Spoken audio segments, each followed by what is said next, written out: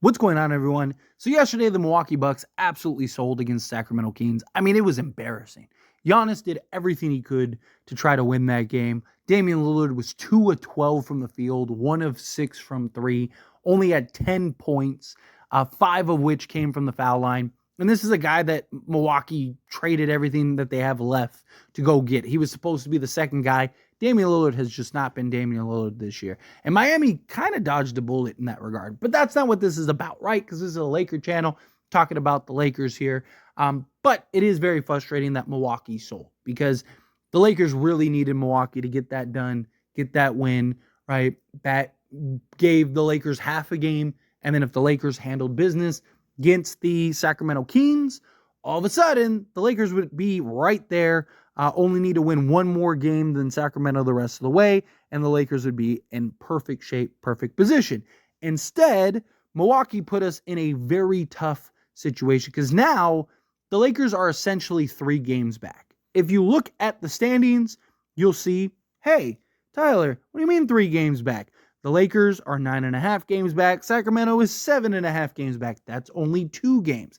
Yes, but the Lakers have to win one more game than Sacramento because Sacramento has the tiebreaker because the Lakers decided not to show up after being up 19 points in the first quarter, decided to just fall apart and not handle business against Sacramento.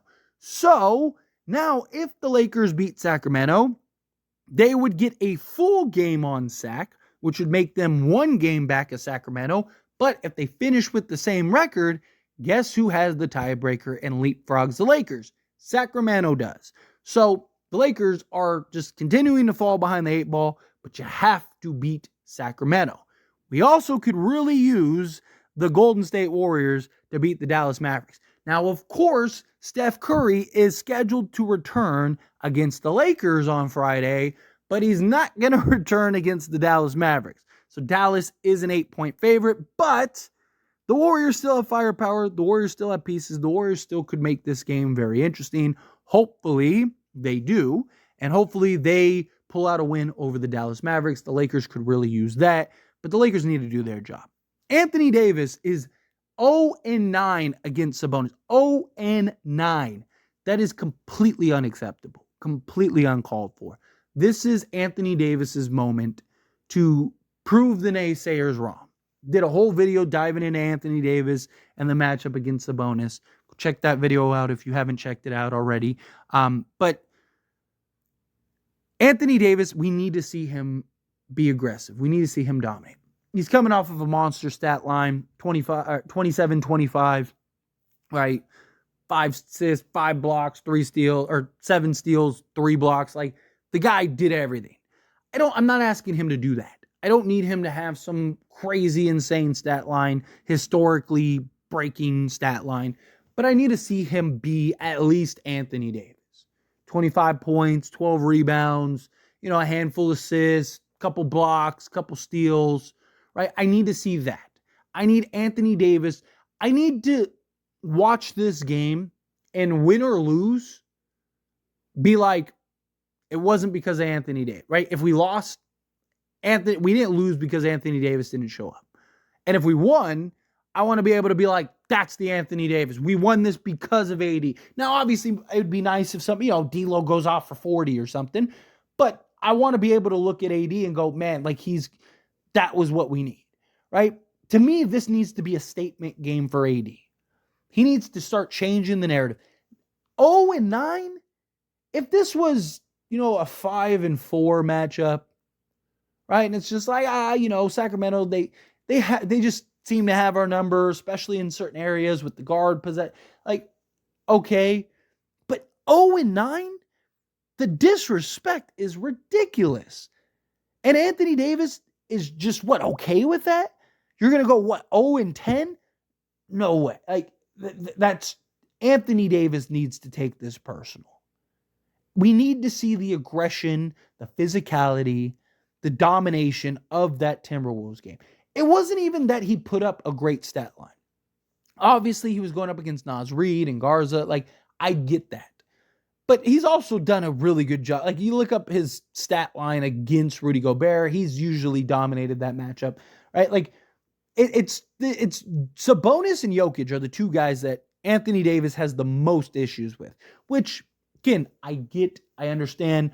They're very unique at the center position, right? They're two guys that get you a triple-double at the center position. They're two guys that are very unpredictable, that are very offensive sound, can pass the ball, always keep you guessing, always keep you on your toes. They're big physical bodies that can just kind of move Anthony Davis around, unlike some of these other centers. Right? I get it's a tough matchup, but he needs to take the challenge. And the Lakers as a whole need to take a challenge, right? Like, seriously. There is no reason the Lakers should get swept by Sacramento. Denver's one thing, because Denver, best team in the league, defending champions. They have arguably, if not the greatest player on the planet right now in Jokic, best player in the league, right? Like, you can kind of justify that. Sacramento, a team that's hanging on by a thread to the 7th seed, and you getting swept by them, you got to take pride. I also don't hate the idea. Like, if you remember the more recent Denver game, the way that the Lakers defended Denver, where they essentially had Rui defending Jokic and then Anthony Davis as the help defender, but he was also able to kind of scout and pick up for the guard issues, like, and the perimeter issues. I actually kind of like that idea against Sacramento. It worked to an extent against Denver, right? But it's Denver. Like, they have the firepower. Jokic is also just, again, absolutely insane.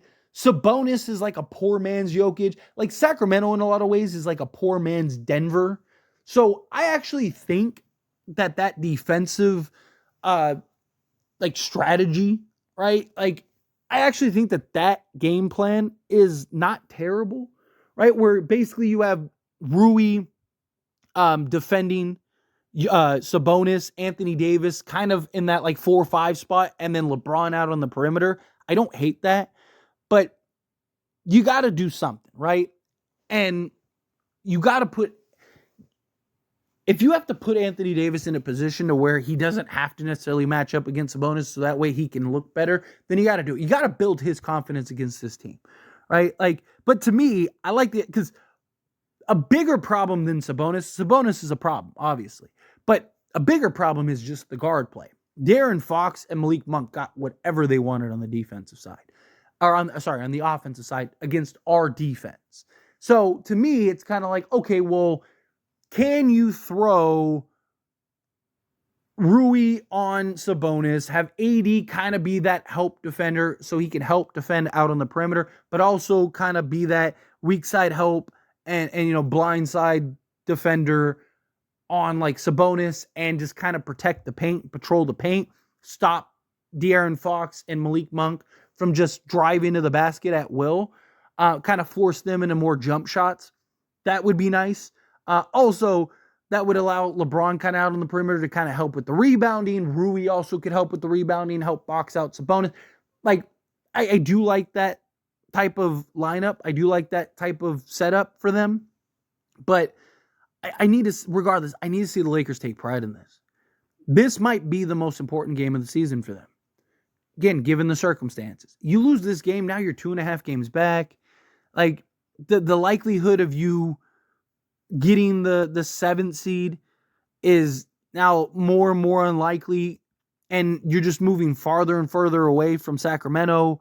Dallas, you're hoping, which Dallas has been better as of late. They're currently on a 3-game win streak. If they beat the Warriors, they're on a 4-game win streak. So now you're, 2 games back of them. It's just, and they have the tiebreaker. It's just, if the Lakers lose this game, it is such an uphill battle to climb. Where if they win this game, now you go play the Warriors. Even with Steph back, you should be able to beat the Warriors. Then you have the Hawks, with very likely without Trae Young. You have the Sixers, very likely without Joel Embiid. The Pacers just lost Mathurin. I mean, the Lakers could be on, no joke, a 7-game win streak going into that Milwaukee Bucks game. And what we just saw with Milwaukee, you may even be able to beat. I mean, the Lakers might not lose another game in the month of March. The way Milwaukee's playing, Now, realistically, they probably lose a game or two. I would love for them to go on like a 10-game win streak or 9-game win streak, whatever it would be.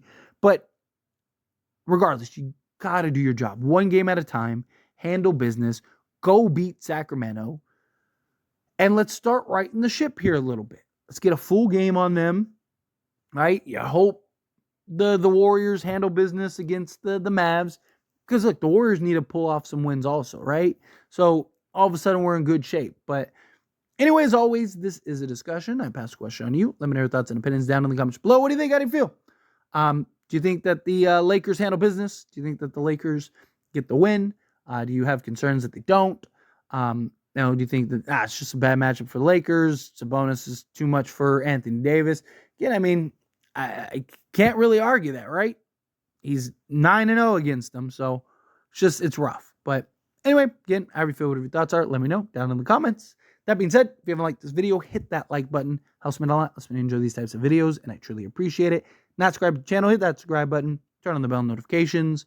Appreciate y'all. See you in the next one. Thank you.